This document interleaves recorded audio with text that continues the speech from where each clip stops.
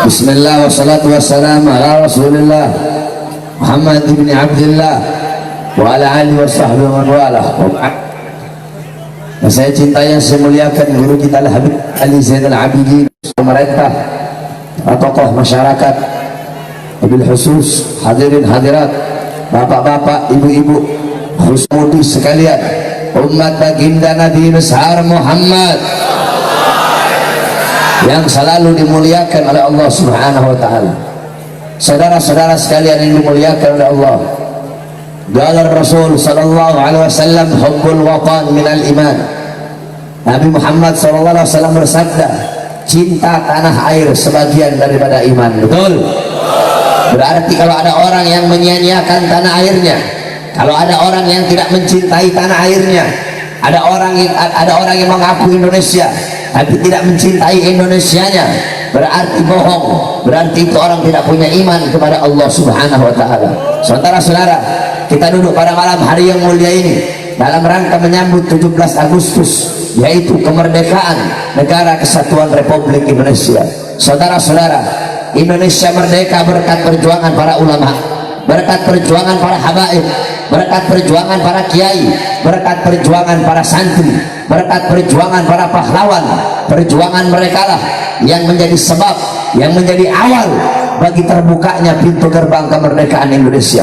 Saudara-saudara sekalian yang dimuliakan oleh Allah, waktu itu belum ada tentara, waktu itu belum ada polisi, belum ada Indonesia, belum ada negara, belum ada pemerintahan, belum ada anggota dewan, belum ada presiden.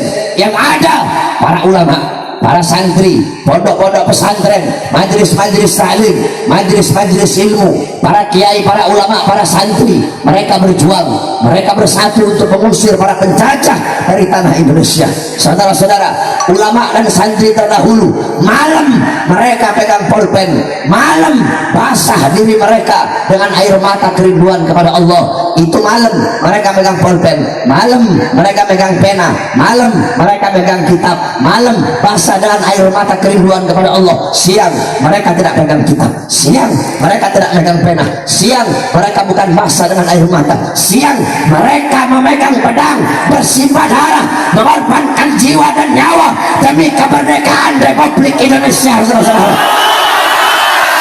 Oleh karena lihat para santri-santri kita, para santri, tanamkan dalam diri kita jiwa-jiwa dan roh para santri-santri dan ulama, para pejuang-pejuang terdahulu. Saudara-saudara, sekarang memang Indonesia telah merdeka. Kita telah merdeka dari Jepang, kita telah merdeka dari Jepang, kita telah merdeka dari Belanda, kita telah merdeka dari penjajah, tapi kita belum merdeka dari 9 naga. Betul? Kita masih dijajah ekonominya, kita belum merdeka dari para koruptor, belum merdeka dari para pemerintah kotor, belum merdeka dari para pejabat yang zalim. Kita telah merdeka dari penjajah Jepang, kita telah merdeka dari Belanda, tapi kita belum merdeka dari maksiat, belum merdeka dari mungkarat, belum merdeka dari dhalalat, belum merdeka dari sayyi'at. Oleh karenanya saudara-saudara sekalian yang dimuliakan oleh Allah, khususnya para pemuda-pemudi Indonesia, berjuanglah engkau untuk bangsa, berjuanglah engkau untuk Indonesia, berjuanglah engkau untuk merah putih. Syubbanul yum rijalul ghad, pemuda masa kini adalah pemimpin masa depan. Engkau adalah ujung harapan bangsa, engkau ujung tombak bangsa, engkau adalah benteng bangsa Indonesia. Baik buruknya bangsa, baik bagusnya Indonesia, rusak atau bagusnya Indonesia ke depan, berada di tangan kalian. Kalau anak-anak mudanya baik, taat, patuh, tunduk kepada Allah, Indonesia kita akan baik, akan mendapatkan pemimpin yang baik, dan agama akan dipegang oleh orang-orang yang baik. Tapi kalau anak-anak mudanya rusak, anak-anak mudanya melacur, anak-anak mudanya narkoba, anak-anak mudanya mabok-mabokan, maka besok Indonesia kita akan rusak, besok bangsa kita akan rusak, dan negara kita akan rusak. Oleh karenanya, wahai para pemuda-pemudi Islam, wahai para santri-santri, merdekakan Indonesia dari para pejuang-pejabat, dari para pemerintah-pemerintah yang kotor, dari para pejabat-pejabat yang zalim. Saudara-saudara, para pahlawan zaman dahulu, mereka mengorbankan jiwa dan nyawa untuk memerdekakan bangsa. Kalau pejabat-pejabat sekarang, mereka mengorbankan bangsa, mengorbankan negara, mengorbankan rakyat demi kepentingan perut dan partainya. Betul? Pahlawan zaman dulu, mereka mereka mengorbankan jiwa, nyawa, darah, harta untuk memerdekakan bangsa. Pejabat-pejabat sekarang mereka bukan berkorban untuk negara, tetapi negara yang mereka korbankan untuk urusan perutnya. Bangsa yang jadi korban, rakyat yang jadi korban, Indonesia yang jadi korban. Mereka hidup senang, mereka hidup kenyang, rakyat mati kelaparan, rakyat susah, rakyat menderita. Oleh karenanya, wahai para pemuda-pemudi Indonesia, sekarang bukan saatnya bagi kalian untuk bermain-main, bukan saatnya bagi kalian untuk bercanda-bercanda. Sekarang saatnya bagi kita untuk bangkit. Kenapa?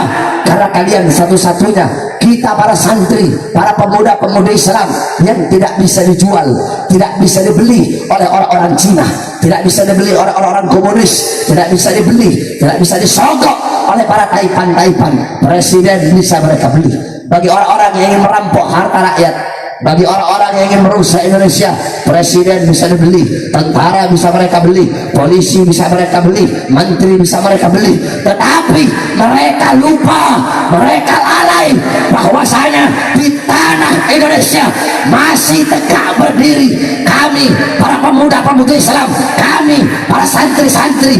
Demi Allah, kami bersumpah demi Indonesia, selama kami masih tegak berdiri di tanah Indonesia, kami bernafas di tanah Indonesia, maka selama itu juga kami tidak akan pernah bisa dibeli sampai hari kiamat. Yang hak kita sampaikan hak, betul. Yang benar kita sampaikan benar, betul. Oleh karenanya sampaikan kebenaran. Afdalul jihad kalimatu haqqin wa fi riwayah kalimatu adlin inna sultanin ja'in. Jihad yang paling utama, jihad yang paling bagus, jihad yang paling baik adalah menyampaikan kebenaran kepada para pejabat-pejabat yang zalim. Oleh karenanya wahai para pemuda-pemudi Islam, jangan pernah engkau takut, bersatu, berkorban untuk Indonesia ke depan, agar besok 2019 kita mendapatkan pemimpin yang baik, pemimpin yang adil, pemimpin yang amanah. Berjuanglah, merdekakanlah Indonesia. Wahai Indonesiaku, wahai para pahlawanku yang telah berjuang untuk Indonesia, wahai Bung Karno, hai Bung Karno, hai Bung Hatta, dengarkan kami rakyatmu. Wahai Bung Karno, wahai Bung Hatta, wahai Jenderal Sudirman, wahai Kapten Pattimura, wahai para pahlawan-pahlawan Indonesia, kalian berjuang untuk bangsa, kalian mengorbankan jiwa kalian untuk merdekanya Indonesia. Tetapi coba kalian lihat pejabat-pejabat sekarang, bukankah kalian berkata bahwasanya kalian titip ini negara, kalian titip ini negeri, kalian titip ini bangsa kepada mereka, tetapi mereka yang kalian berikan amanah, mereka khianat. Wahai Bung Karno, dengarkan suara kami rakyatmu yang dalam kuburmu. Wahai Bung Karno, engkau punya anak Megawati. Bung Karno, dia berkata bahwasanya dia tidak butuh kepada Islam, dia selalu menyerang Islam, dia ingin memenjarakan para ulama. Wahai Bung Karno, dengarlah suara kami rakyatmu, suara rakyat, suara Indonesia, suara merah putih. Wahai para pahlawan, pejabat-pejabat sekarang, mereka hidup tenang, hidup nyenyak, hidup senang. Mereka tidur di atas kasur-kasur tinggi bagaikan kaisar, mobil mereka mewah, rumah mereka besar. Padahal kalian berjuang mati-matian, kalian berdarah, kalian berkeringat untuk bangsa dan negara.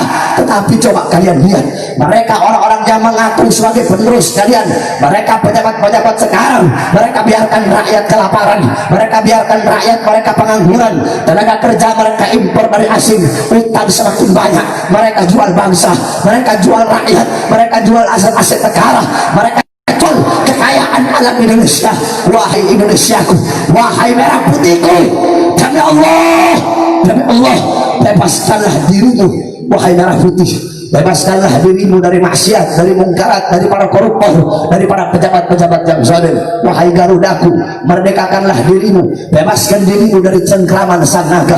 Wahai Garuda, terbanglah engkau meninggi di tempat yang tinggi, tunjukkan keperkasaanmu. Wahai Garuda, engkau dibuat oleh Sultan Syarif Hamid Al-Ghadri sebagai lambang keperkasaan, sebagai lambang kekuatan, sebagai lambang yang tinggi.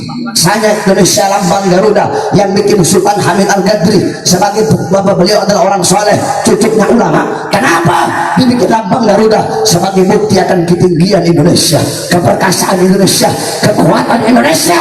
Sekarang Garuda telah dibeli oleh siapa? Oleh sang naga.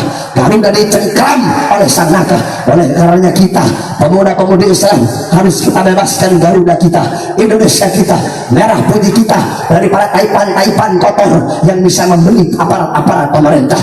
Wahai merah putihku, wahai merah putihku, kami anak-anak bangsa malam hari ini kami merayakan 17 Agustus, kami bersumpah demi Allah, selama darah kami masih merah, tulang kami masih putih, merah putih, maka selama itu juga kami akan terus berjuang mengorbankan jiwa dan nyawa kami untuk bangsa dan rakyat Indonesia.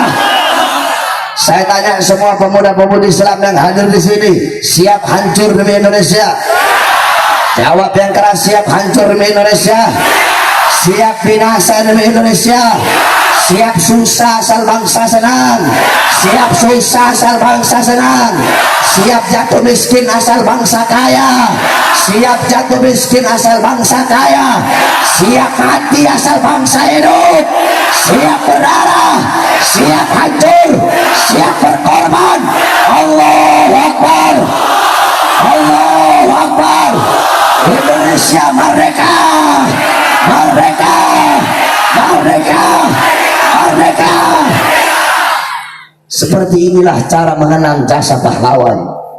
Seperti inilah cara merayakan bersyukur dengan hari kemerdekaan.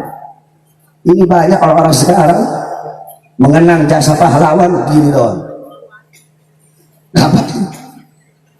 Baca Fatihah, tahlil, baca Yasin, Al-Fatihah ila ruh Jenderal Sudirman, Siril Fatihah.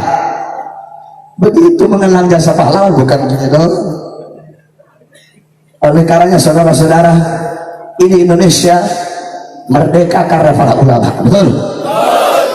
Bahkan sampai bendera merah putih. Kenapa sampai sekarang kalau 17 Agustus bendera merah putih dipajang di depan rumah? Kenapa? Pertama kali itu adalah Al-Habib Ali bin Abdullah Habsyi Kuitang. Habib Ali bilang sama muridnya, lihat, Soekarno telah memproklamirkan kemerdekaan Indonesia. Coba lihat benderanya warna apa? Merah putih. Maka Habib Ali Kuitang berkata, sebarkan kepada seluruh masyarakat Jakarta untuk mengibarkan bendera merah putih di depan rumahnya masing-masing.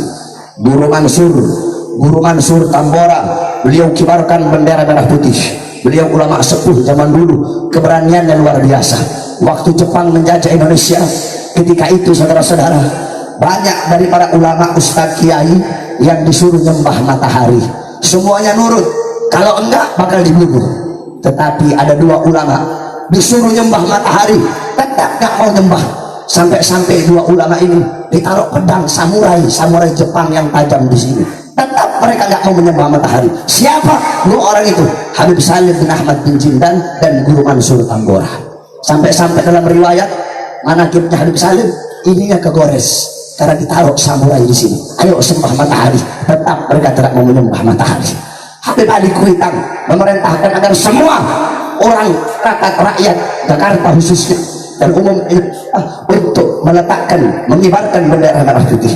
Habib Ali bin Husain Al-Attas, beliau orang susah, ulama yang zuhud, beliau kibarkan bendera merah putih. Cuma nggak punya bendera merah putih, beliau ambil sorbannya warna putih. Dicari-cari sorban merah nggak ada, adanya gordeng, diambil tuh gorden merah, dijahit jadi merah putih, dikibarkan depan rumahnya. Habib Salim bin Jindan, depan rumah ditaruh merah putih.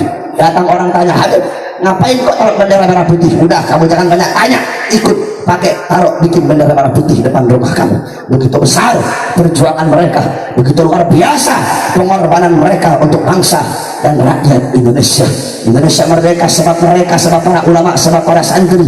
Tetapi sekarang mereka para pejabat-pejabat zalim, pejabat-pejabat kotor yang merasakan menghirup kemerdekaan dengan sebab perjuangan para ulama, justru mereka menangkap para ulama, menghinakan para ulama. Oleh karenanya ini Indonesia negeri keramat. Di dalam perut Indonesia, ditanam dalam perut Indonesia banyak para wali-wali Allah yang terkubur dalam perut Indonesia. Makanya Indonesia, kalau ada yang mau hancurkan Indonesia, akan Allah hancurkan lebih dahulu. Ada yang mau macam-macam sama Indonesia, akan Allah hinakan lebih dahulu. Mudah-mudahan Allah jadikan Indonesia negara yang baik. Allah berikan pemimpin yang baik, pemimpin yang adil. Amin amin rabbal alamin. Terakhir, sebelum saya tutup, sedikit ingin saya sampaikan. Kemarin ada seorang ustadz-ustadzan, saudara-saudara, ustadz goblok, ustadz bodoh, ustadz tolol. Sekarang banyak ustadz instan namanya. Tahu? Ustadz Tobi, ustadz Supermi, bukan ustadz duit, ustadz Supermi. Tahu Supermi? Mie instan, godok 5 menit jadi mateng. Nah, banyak yang begitu. Pondok sebulan dakwah, banyak yang begitu. Akhirnya jadi sesat orang. Saudara-saudara, orang itu, orang belajar, salah satu syaratnya tulu zamanin, waktu yang panjang. Ya, jadi harus jangan jadi ustaz-ustaz instan yang ngomong. Oh, akhirnya kayak kemarin tuh, wajadan kawalam fahada, Allah menemukanmu dalam keadaan sesat. Jadi Muhammad itu sesat. Jadi kalau di maulid itu berarti lagi mengenang. Berarti kalau bikin maulid besok pakai soalnya lagi kan timsoknya dulu. Besok kalau apa? Berarti kalau lagi bikin maulid berarti itu lagi mengenang kesesatannya Muhammad. Saya tanya, kacau tidak? Kacau tidak? Jawab apa jangan? Jawab apa jangan? Jawab apa jangan? Kemarin saya udah buka 6 kitab tafsir. Kamu lihat aja di Instagram deh. Udah saya post di Instagram saya. Saya Bahar Smith. Tafsir pertama, tafsir kedua, ada 6 tafsir yang menjelaskan tentang ayat wa wajadaka dhallan fahada. Sedikit saya jelas. Yang pertama, dalam kitab tafsir Harul Muhit yang dikarang oleh Imam Abu Hayyan Al-Andalus. Beliau berkata, wa wajadaka qawluhu wa wajadaka dhallan fahada la yumkin hamalahu ala dhalal alladhi yugabilahu al-huda li'anna al-anbiya ma'sumun min dhalik. Beliau Al-Imam Abu Hayyan Al-Andalusi, beliau berkata, wa wajadaka dhallan fahada, Allah menemukanmu dalam keadaan tersesat. Ini ayat tidak boleh dimaknai bahwasanya Nabi Muhammad itu sesat, tersesat, tidak boleh. Yang dimana lawannya sesat itu adalah petunjuk.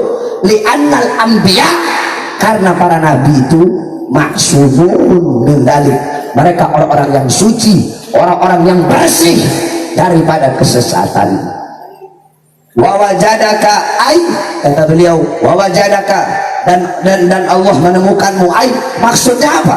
Wajada rohtak, Allah menemukan sukumu, Allah menemukan bangsamu.